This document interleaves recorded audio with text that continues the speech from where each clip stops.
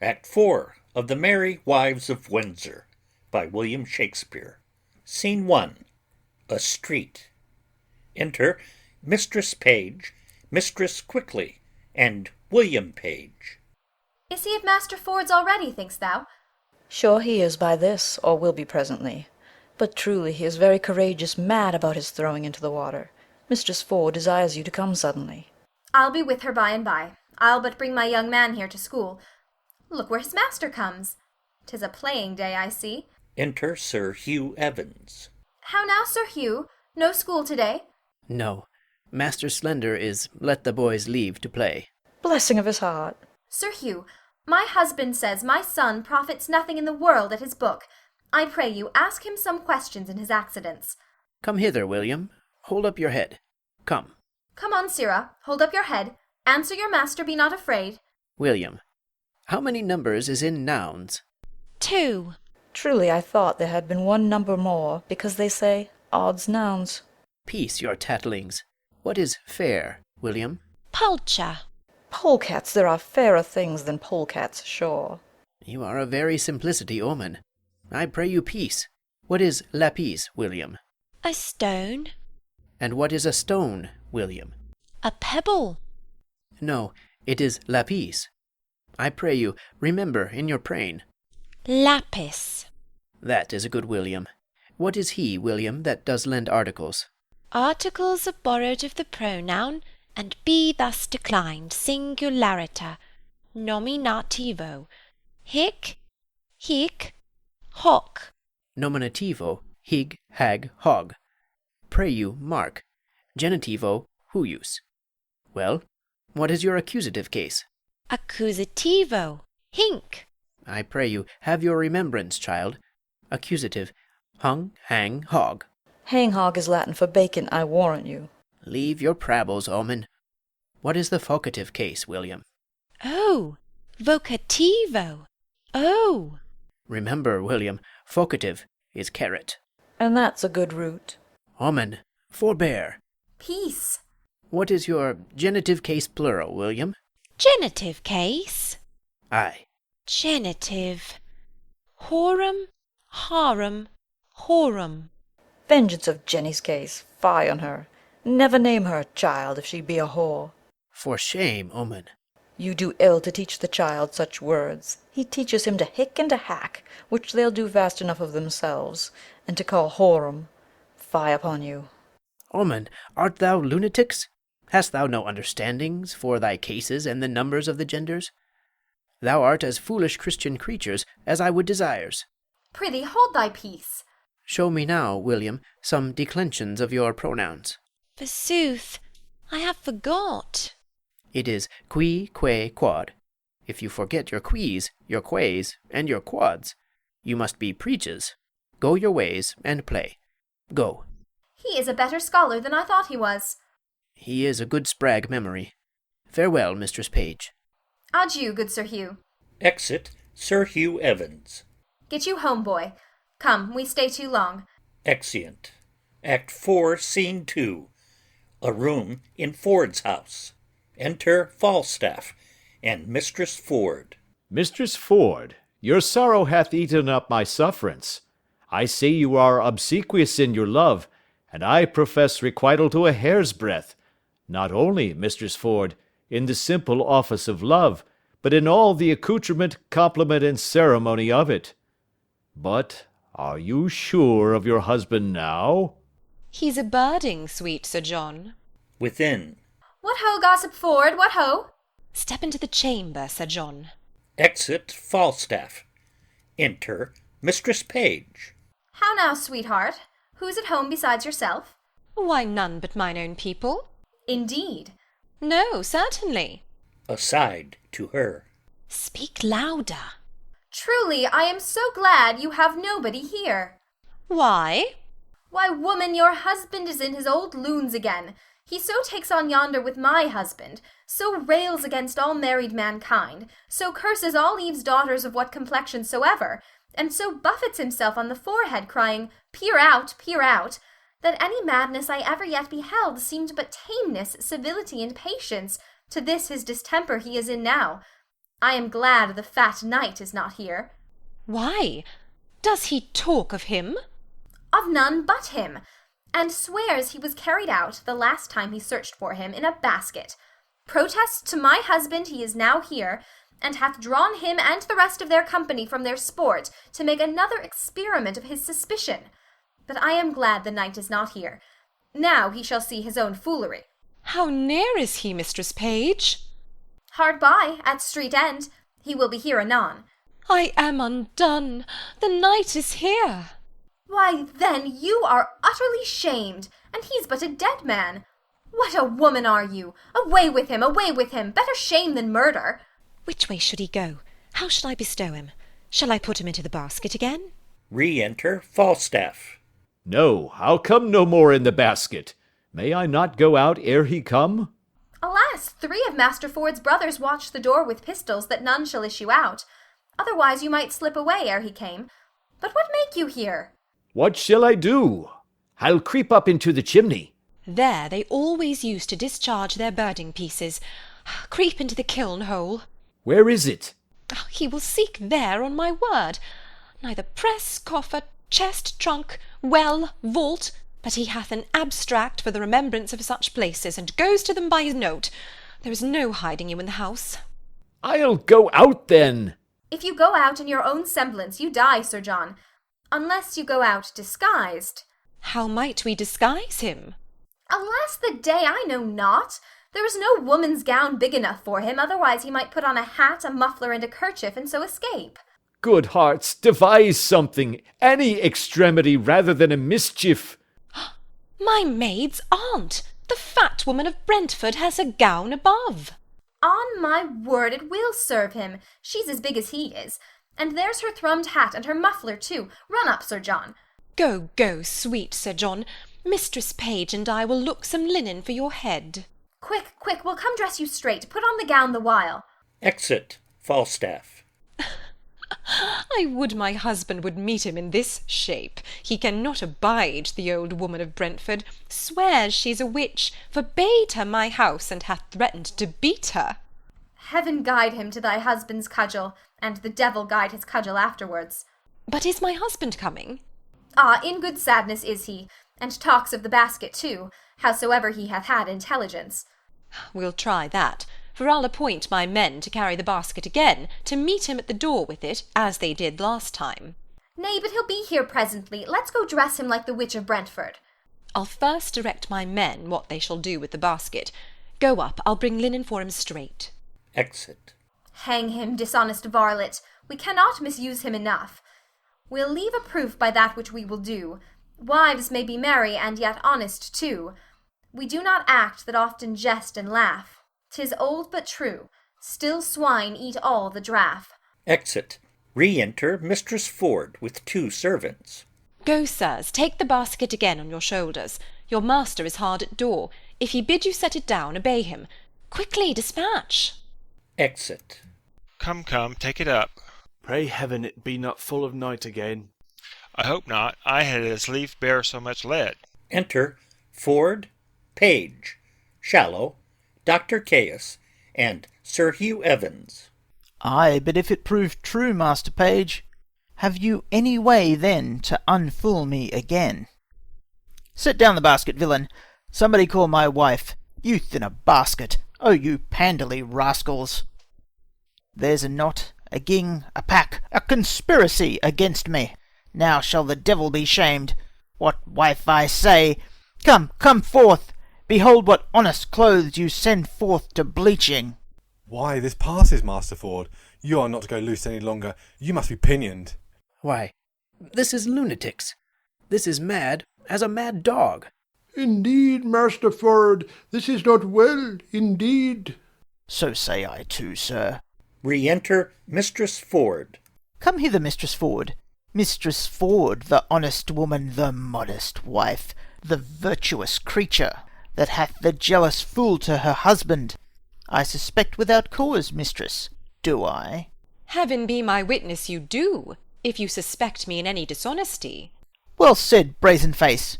Hold it out. Come forth, sirrah. Pulling clothes out of the basket. This passes. Are you not ashamed? Let the clothes alone. I shall find you anon. 'Tis unreasonable. Will you take up your wife's clothes? Come away. Empty the basket, I say. Why, man, why? Master Page, as I am a man, there was one conveyed out of my house yesterday in this basket. Why may not he be there again? In my house I am sure he is. My intelligence is true, my jealousy is reasonable. Pluck me out all the linen. If you find a man there, he shall die a flea's death. Here's no man. By my fidelity, this is not well, Master Ford. This wrongs you. Master Ford, you must pray, and not follow the imaginations of your own heart. This is jealousies. Well, he's not here I seek for. No, nor nowhere else but in your brain. Help to search my house this one time. If I find not what I seek, show no colour for my extremity. Let me for ever be your table sport. Let them say of me, as jealous as Ford, that searched a hollow walnut for his wife's leman. Satisfy me once more, search with me. What ho, Mistress Page! Come you and the old woman down. My husband will come into the chamber. Old woman? What old woman's that? Nay, it is my maid's aunt of Brentford. A witch, a quean, an old cozening quean. Have I not forbid her my house? She comes of errands, does she? We are simple men. We do not know what's brought to pass under the profession of fortune-telling. She works by charms, by spells, by the figure, and such daubry as this is, beyond our element we know nothing. Come down, you witch, you hag, you! Come down, I say! Nay, good sweet husband, good gentleman, let him not strike the old woman. Re-enter Falstaff in women's clothes, and Mistress Page. Come, Mother Pratt, come, give me your hand. I'll prat her. Beating him. Out of my door, you witch, you hag, you baggage, you polecat, you runny on! Out! Out! I'll conjure you! I'll fortune tell you! Exit Falstaff. Are you not ashamed? I think you have killed the poor woman. Nay, he will do it. 'Tis a goodly credit for you. Hang her, witch! By the yea and no, I think the omen is a witch indeed. I like not when a woman has a great beard. I spy a great beard under his muffler. Will you follow, gentlemen? I beseech you, follow. See but the issue of my jealousy. If I cry out thus upon no trail, never trust me when I open again. Let's obey his humour a little further. Come, gentlemen. Exeunt Ford, Page, Shallow, Dr. Caius, and Sir Hugh Evans. Trust me, he beat him most pitifully. Nay, by the mass, that he did not. He beat him most unpitifully, methought. I'll have the cudgel hallowed and hung o'er the altar. It hath done meritorious service. What think you? May we, with the warrant of womanhood and the witness of a good conscience, pursue him with any further revenge? The spirit of wantonness is sure scared out of him. If the devil have him not in fee simple, with fine and recovery, he will never, I think, in the way of waste, attempt us again. Shall we tell our husbands how we have served him? Yes, by all means, if it be but to scrape the figures out of your husband's brains. If they can find in their hearts the poor unvirtuous fat knight shall be any further afflicted, we two will still be the ministers. I'll warrant they'll have him publicly shamed, and methinks there would be no period to the jest, should he not be publicly shamed. Come, to the forge with it then. Shape it. I would not have things cool. Exeunt. Act 4, Scene 3. A room in the Garter Inn. Enter host and Bardolph. Sir, the Germans desire to have 3 of your horses. The Duke himself will be tomorrow at court, and they are going to meet him. What Duke should that be, come so secretly? I hear not of him in the court.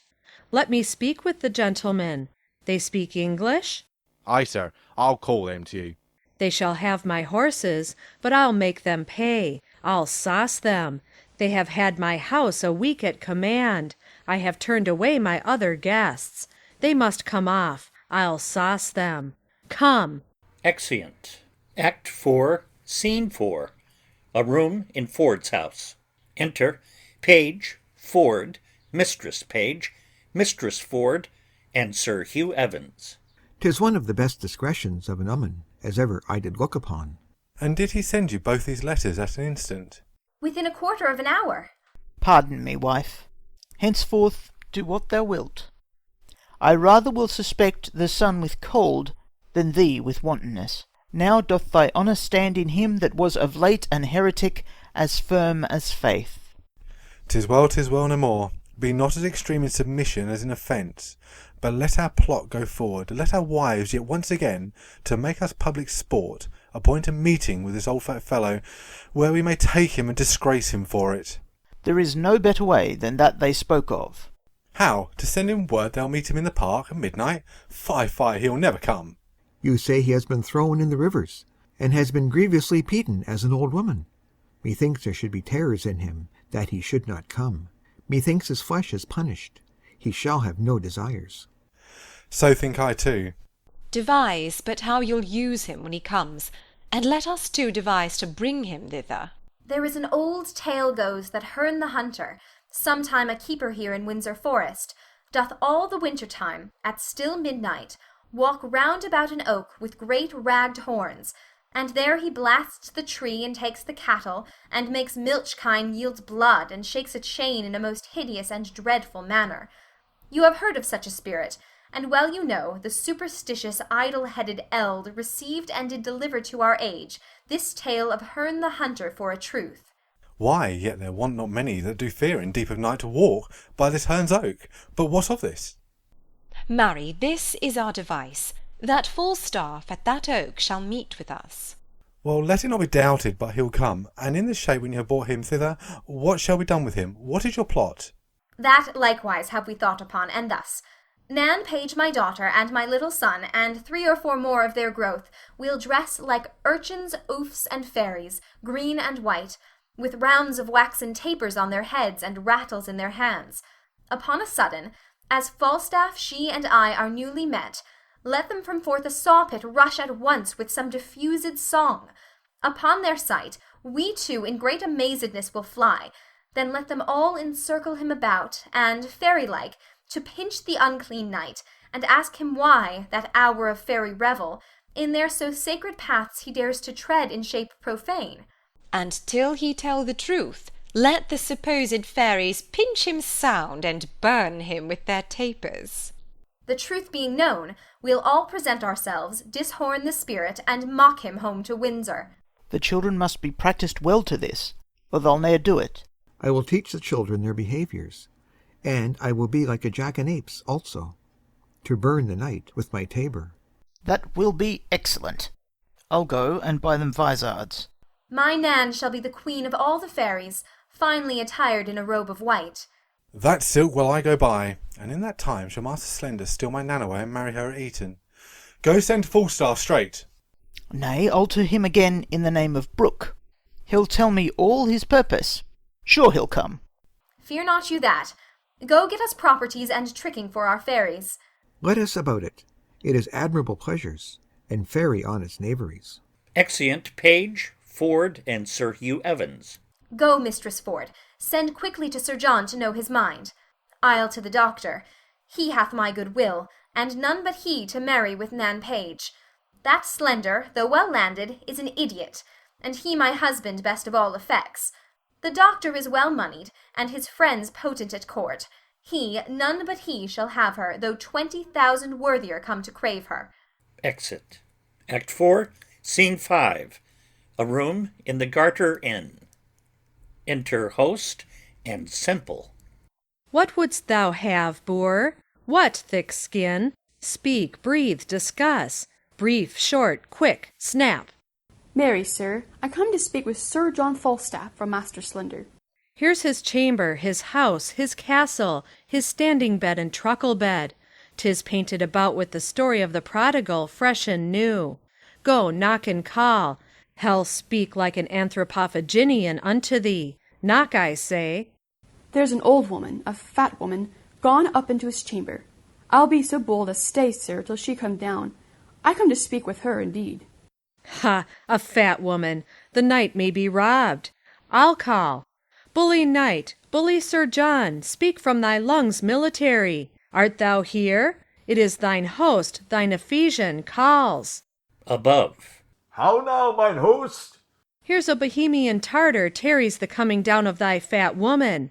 Let her descend, bully, let her descend. My chambers are honourable. Fie! Privacy? Fie! Enter Falstaff. There was, mine host, an old fat woman even now with me, but she's gone. Pray you, sir, was not the wise woman of Brentford? Ay, Mary was it, muscle shell. What would you with her? My master, sir, Master Slender, sent to her, seeing her go through the streets, to know, sir, whether one nymph, sir, that beguiled him of a chain, had the chain or no. I spake with the old woman about it. And what says she, I pray, sir? Marry, she says that the very same man that beguiled Master Slender of his chain cozened him of it. I would I could have spoken with the woman herself. I had other things to have spoken with her too from him. What are they? Let us know. Ay, come, quick. I may not conceal them, sir. Conceal them, or thou diest. Why, sir, they were nothing but about Mistress Anne Page, to know if it were my master's fortune to have her or no. 'Tis his fortune. What, sir? To have her, or no. Go, say the woman told me so. May I be bold to say so, sir? Ay, sir, like who more bold? I thank your worship. I shall make my master glad with these tidings. Exit.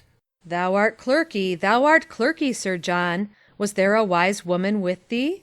Ay, that there was, mine host. One that hath taught me more wit than ever I learned before in my life. And I paid nothing for it neither, but was paid for my learning. Enter Bardolph. Out, alas, sir, cozenage, mere cozenage. Where be my horses? Speak well of them, Varletto. Run away with the cozeners, for so soon as I came beyond Eton, they threw me off from behind one of them in a slough of mire, and set Spurson away, like 3 German devils, 3 Dr. Faustuses. They are gone but to meet the Duke, villain. Do not say they be fled. Germans are honest men. Enter Sir Hugh Evans. Where is mine host? What is the matter, sir? Have a care of your entertainments. There is a friend of mine come to town. Tells me there is 3 cozened Germans, that has cozened all the hosts of Redens, of Maidenhead, of Colebrook, of horses and money. I tell you, for good will, look you, you are wise and full of jibes and vlouting stocks, and 'tis not convenient you should be cozened. Fare you well. Exit. Enter Dr. Caius. Where's mine host de Jatire? Here, Master Doctor, in perplexity and doubtful dilemma. I cannot tell what is that, but it is tell me that you make grand preparation for a Duke de Jaminet. By my troth, there is no Duke that a court is no to come. I tell you for good will. Adieu. Exit. Hue and cry, villain, go! Assist me, knight. I am undone. Fly, run, hue and cry, villain. I am undone. Exeunt Host and Bardolph. I would all the world might be cozened, for I have been cozened, and beaten too. If it should come to the ear of the court, how I have been transformed, and how my transformation hath been washed and cudgelled, they would melt me out of my fat drop by drop, and lick a fisherman's boots with me. I warrant they would whip me with their fine wits till I were as crestfallen as a dried pear. I never prospered since I forswore myself at Primero. Well, if my wind were but long enough to say my prayers, I would repent. Enter Mistress Quickly. Now, whence come you? From the 2 parties, forsooth. The devil take one party, and is damned the other, and so they shall be both bestowed. I have suffered more for their sakes, more than the villainous inconstancy of man's disposition is able to bear. And have not they suffered? Yes, I warrant, speciously one of them. Mistress Ford Goodhart is beaten black and blue, that you cannot see a white spot about her. What tellest thou me of black and blue? I was beaten myself into all the colours of the rainbow, and I was like to be apprehended for the witch of Brentford. But that my admirable dexterity of wit, my counterfeiting the action of an old woman, delivered me, the knave constable had set me in the stocks, in the common stocks, for a witch. Sir, let me speak with you in your chamber. You shall hear how things go, and I warrant to your content. Here is a letter will say somewhat. Good hearts, much ado here is to bring you together. Sure one of you does not serve heaven well that you are so crossed. Come up into my chamber. Exeunt. Act 4, Scene 6. Another room in the Garter Inn. Enter Fenton and host. Master Fenton, talk not to me. My mind is heavy. I will give over all. Yet hear me speak. Assist me in my purpose, and, as I am a gentleman, I'll give thee £100 in gold more than your loss. I will hear you, Master Fenton, and I will at the least keep your counsel. From time to time I have acquainted you with the dear love I bear to fair Anne Page, who mutually hath answered my affection, so far forth as herself might be her chooser. Even to my wish, I have a letter from her of such contents as you will wonder at, the mirth whereof so larded with my matter, that neither singly can be manifested without the show of both. Fat Falstaff hath a great scene, the image of the jest. I'll show you here at large. Hark, good mine host, to-night at Herne Oak, just 'twixt 12 and 1, must my sweet Nan present the fairy queen. The purpose why is here in which disguise, while other jests are something rank on foot. Her father hath commanded her to slip away with Slender, and with him at Eton immediately to marry. She hath consented.